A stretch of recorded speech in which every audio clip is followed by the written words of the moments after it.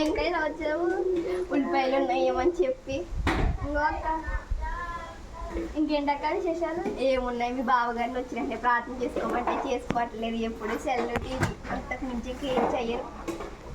మేము ఎప్పుడు కుటుంబం ప్రార్థన చేసుకుంటూనే ఉంటాం. అందుకే మాకు అన్నిటికీ అన్నీ ఉంటాయి ఇంట్లోనే. అందుకే మీరు కూడా ప్రార్థన చేసుకోండి. ఆయన చేసుకోకపోయినా నువ్వైనా చేసుకో ప్రార్థన. నీకు అన్నిటికీ అన్నీ ఉంటాయి ఇంట్లో. చేసుకుంటే ఏ లాభం సార్ మారదు కదా. సరే అయితే నేను వెళ్ళొస్తాను. సరే అయితే వెళ్ళొస్తాను. ఏంటి అక్క చెల్లెలు ఇద్దరు ఏమి చేస్తున్నారు? వచ్చానండి. అయ్యో ఈ నెల 27వ తారీఖున సచ్చి ఓపెనింగ్ కదా. ఈ 2 కుటుంబాలు తప్పకుండా కలిసి రావాలి. సరేనండి. సండే స్కూల్ పిల్లలందరికీ ఒక శుభవార్త. ఈ నెల 27వ తారీఖున సచ్చి ఓపెనింగ్. మీరందరూ సాయంత్రం తప్పకుండా రెడీ అయ్యి రావాలి. ఇంట్లో పనులతో పాటు సచ్చి పనులు కూడా ఎక్కువగా ఉన్నాయి. మీరందరూ కొంచెం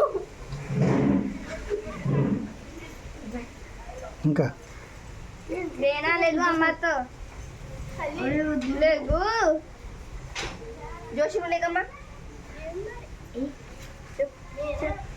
అమ్మ నేను మా నాన్నతో చెప్పి ఏదో గోల్ కూడా ఇచ్చుకుంటాను రా.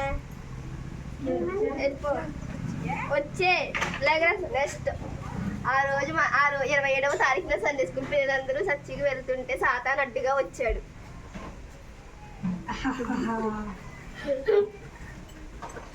సండే స్కూల్ పిల్లలందరూ ఎవరు ఎవరు అని భయపడుతున్నారు.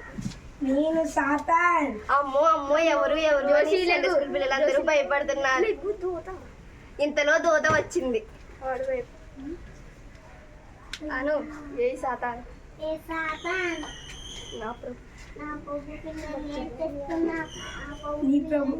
నీ ప్రభు పిల్లల్ని ఏం చేసినా నువ్వు నీ ప్రభువు నన్ను ఏం చేయలేదు.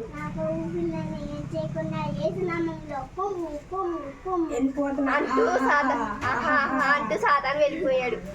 నీతి.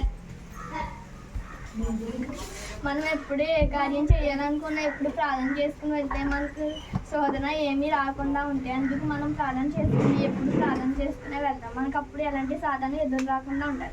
ఇక నుంచి మనం ఎలాంటి కార్యాలు చేసుకున్నా ప్రార్థన చేసుకుంటాం. అంతేనా?